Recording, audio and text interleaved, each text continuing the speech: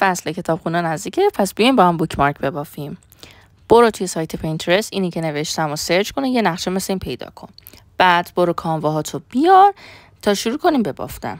آقا مهمترین نکته توی این مدل باف اینه که چطوری نقشه خوانی بکنیم. نقشه خوانی چیه؟ بیا ساده بهت بگم. تعداد مربع‌ها به صورت افقی، یعنی از سمت راست به چپ، میشه الگوی ما.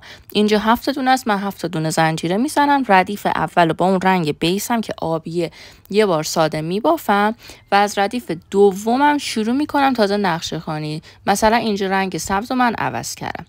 دومین نکته که داره اینه که چطوری رنگ عوض کنیم. آقا کاری نداره، نخ جلو رو بده عقب، عقب رو بده جلو، خیلی راحت میتونی رنگ عوض کنی.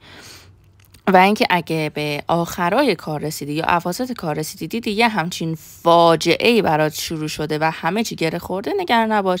معمولا ته کاری یه ذره جلوتر برید، دونه دونه رنگا رو قیچی کنی و کم میشن.